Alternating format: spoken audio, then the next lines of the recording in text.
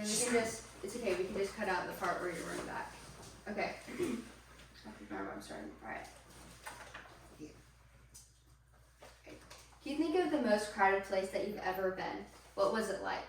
What was the difference between how it was and what you're normally used to? The Kowloon walled city of China was once one of the most densely populated cities in the whole world. It was a giant concrete jungle of about 6.5 acres of land, and it was capped out around 14 stories high because it was close to an airport. It was densely populated and filled with millions of people. It had about 1.9 million people per square kilometer in the city, which is about 4.92 million people per square mile. In comparison, New York City has about 28,000 people per square mile.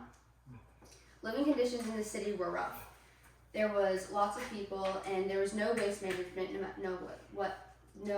There was no waste management whatsoever. There was also no windows except for on the very outside of the walled city. The only windows were here and facing the outside, and the inside facing the courtyard. All the inner ones had no windows whatsoever and no sunlight, so it was dark. With no waste management, the streets were crowded and filled, it's a really blurry picture, but they were filled with dirt and grime and trash with no waste management. There was also very little electricity. Most of the electricity was stolen from neighboring cities. So how did it come to be so densely populated in such a small space? Basically, what started in 1839 was the Opium War. Great Britain was greatly reliant on China for lots of different sorts of foods and anything that they could trade for. They were reliant on China. But China wasn't reliant at all on Great Britain. To compromise, to balance this out, Great Britain decided to sell opioids to China through India. This started the Opium War in 1839. After China lost this, Great Britain took over many of China's territories and now owned them. So this led China to create a wall and reinforce the Kowloon city. At the time, Kowloon city was just a military base and was owned by China. After the Second Opium War, though, it was hard for China to take control. They still owned the Kowloon city, but the territories around it were all completely owned by Great Britain. So it left them with no government. Great Britain couldn't legally take control of this city, and China couldn't take control of it because it's surrounded by Great Britain territories.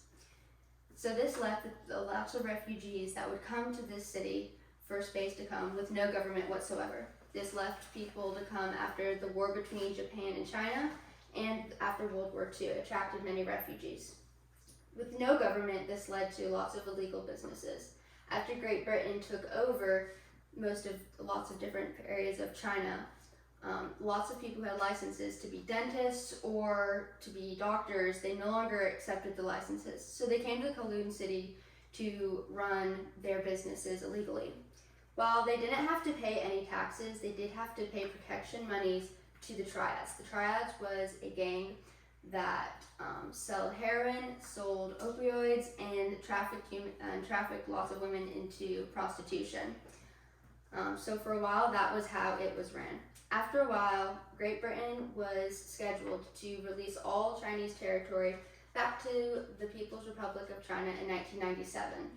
With that schedule in mind, they decided to completely demolish the city as a whole in 1993, where to this day it's still a park in remembrance of the Kowloon walled city. It's important to learn about these cities as things in the past, important not to forget about them, as we are all part of different societies. It's important to know what went well, why they came to be, but most importantly, how they ended. Are there any questions?